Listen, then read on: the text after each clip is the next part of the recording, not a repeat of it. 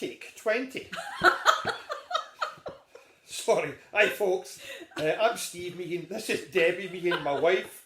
We're original members from Southside Christian Fellowship since 1993, and we've enjoyed every single second of it. We're maybe a little bit different from most of the church family, is that I'm shielded. Whether it's because of something that I've got, as in like some illness I've had, or some of the tablets I take, or inhalers I take, maybe that's why I'm shielded. I'm not quite sure, but I'm not allowed to go out. So I'm basically stuck in the house and the garden, but I can't go for a walk.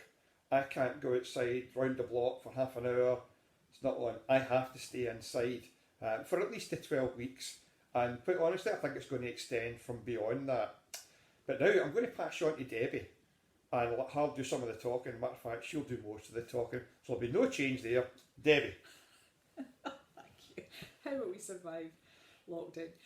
Anyway, yeah, Steve says he's part of this shielded group, and we made a decision early on that when he became part of this group, that I would also really limit my contact outside too, to look after him. So our days really have developed into quite a nice wee routine where I'll go for a walk down the shore fairly early on so that I avoid people mainly. It's nice to bump into somebody occasionally and have a wee socially distanced chat.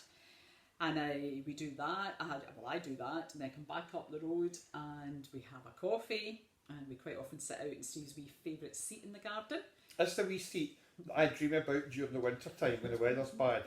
I think, oh, it'll be great when I can sit out in my little seat, look at my plants and have a cup of coffee. Back to Debbie. Back to Debbie. So that's what we do, and it's lovely because if a neighbour walks past, we can have a wee chat to them. Our neighbours have been absolutely great. We set up a WhatsApp group fairly early on in this so that people will offer to help if anybody in the street that's needing anything. Keep in touch with each other. We probably, let many of you know more of our neighbours again. We've lived in this house over 30 years. We've lived in the street for about 35 years, and initially we knew almost everybody because it was a new build. But gradually over the years people move in and out, everybody's busy. But in this time, everybody's commenting the fact that they're getting to know their neighbours so much better, which is just great. It's been an absolute bonus to us. So that's been fine, you know, we really are content. We are learning, as Paul says, to be content in all of our circumstances. That's not to say that there aren't days where it is a bit flat sometimes, maybe for one or other of us. Usually because we are missing people, we miss our family, like all of you will as well, I'm sure. We miss our children and their wives, we miss our grandchildren, we miss our friends, we miss just being able to go out, just the same as all of you. But they are offset with just all of the blessings that we have, really, aren't they? We're doing okay. We fill our days nicely. I've already kind of alluded a wee bit to that, and my gardening skills are improving no end. Yes, they are. Thanks to the head gardener. I even watch Gardener's World now. I watched the Chelsea Flower Show online last night. It really is something else. But it definitely fills some of the time in the good weather days. So, two of the things that I do when I'm down on the beach, I bring up 2 bags of seaweed for the garden every day now to use as fertiliser. So I am that crazy woman at the back of 8 o'clock that's filling up carrier bags with seaweed. And the other thing I do is I pick up a stone and bring it up. And I'm going to read a passage from Joshua and then explain why I do that thing. So Joshua 4 says this: "When the whole nation had finished crossing the Jordan, the Lord said to Joshua, 'Choose 12 men from among the people, 1 from each tribe, and tell them to take up 12 stones from the middle of the Jordan, from right where the priests stood, to carry them over with you and put them down at the place where you stay tonight.' So Joshua called together the 12 men he had appointed from the Israelites, 1 from each tribe, and said to them, 'Go over before the ark of the Lord your God into the middle of the Jordan. Each of you is to take up a stone on his shoulder according to the number of the tribes of the Israelites, to serve as a sign among you. In the future, when your children ask you, 'What do these stones mean?'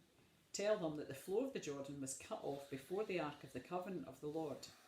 When it crossed the Jordan, the waters of the Jordan were cut off. These stones are to be a memorial to the people of Israel forever." So the Israelites did as Joshua commanded them. They took 12 stones from the middle of the Jordan, according to the number of the tribes of the Israelites, as the Lord had told Joshua, and they carried them over with them to their camp, where they put them down. Joshua set up the 12 stones that had been in the middle of the Jordan at the spot where the priests who carried the Ark of the Covenant had stood, and they are there to this day. One of the things that I've been thinking about during this lockdown time is the number of times where we look back with hindsight and see where God has been working and where God has been faithful to us and God has been good to us. And as Steve mentioned, he's shielded because of his health. We counted up the other night, probably four or five of the really serious near-death illnesses that he's had, and that's not an exaggeration, and that doesn't count all the other wee minor things. So we are really aware of how fortunate we have been over the years and of how much God has been with us through those times. Mm-hmm. But sometimes, like many of you, I'm sure, sometimes in the midst of it, you forget that God is still working for your good. And sometimes in the midst of it, we can forget to be thankful and grateful for what He's doing in the present. And sometimes it is only with hindsight that we look back that we see more clearly. And I just thought that this time I would like something that reminded me of the goodness of God in the present, that I wouldn't want to wait till after COVID-19 had passed, if it ever passes, to look back and see where God was faithful to us in this time and where God was good to us in this time. So each day when I'm down on the beach, I'm picking up a stone. I know that that's not really allowed, so I'm only borrowing the stones and I will put them back on the shore. And it's just a wee kind of like mound, a wee cairn in the garden that's a physical reminder to us each day that God is with us through this, that God is providing for us through this in many, many different ways. We did laugh yesterday or today and think that perhaps, depending how long this shielding has to go on for Steve, that I might have to reduce it to a stone a week rather than every single day, or we could have a very large cairn going on in the front garden. But anyway, so that's just a suggestion for you, just to try and see in the here and now what God is doing and what God is doing for us. The other thing that we do to kind of like cheer us up at time is our wee post-it note jar. So in this wee jar, looking towards the future and the hope that we have of one day being allowed out, anytime we kind of like miss doing something or would like to do something or like to see someone, we just write it in a wee post-it note and we stick it in our wee jar and it's on the window ledge. And that just reminds us to keep looking forward to the fact that, this will pass, this too will pass. And we'll be able to do these things. Nearly all of them are tiny wee things, They're things like buying the kids an ice cream cone and going down the beach. There's things like a wee trip to Culzean or, meeting a friend for a coffee. There's nothing really big in it. Our big adventure this year was supposed to be our trip to China. So that's fairly ironic, and that clearly didn't happen. But there's nothing really that's major in this wee jar. It just reminds us of the people that we love and the fact that we are really looking forward to being able to do some of these things again.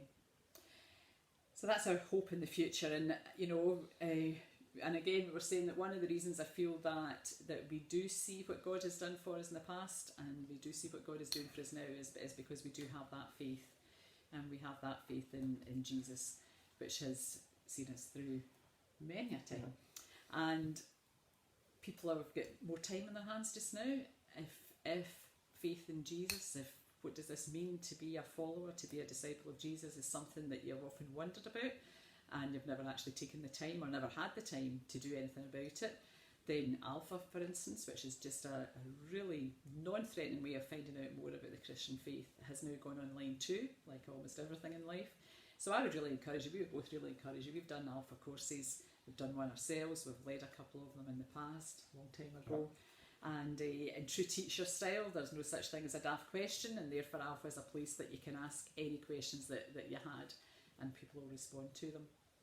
So that's us, I think, isn't it? Yep, say a prayer before we run out of time. I'm just watching a wee clock here. We're curried in a rainy afternoon for quite a number of weeks now, and we do miss you all, and we really, really hope that you're staying safe and well. Yeah. So if it's okay, I'm just going to pray for you. So Father God, we just thank you for all your goodness to us. We thank you for your love of us, your love for us. We thank you that you are there in all of our circumstances. Even at times when we don't see it, you're still working, you're always working. And I just pray just now for all my church family, and I pray that they would know your absolute manifest presence with them at this time. Holy Spirit, we ask that you would bring peace to those who need it, bring contentment to those who need it, bring comfort to those who need it. And for all of us, God, we just look forward to the day that we can be together again. And we look forward to the day of your return, Jesus. Amen. Amen. That's all, folks.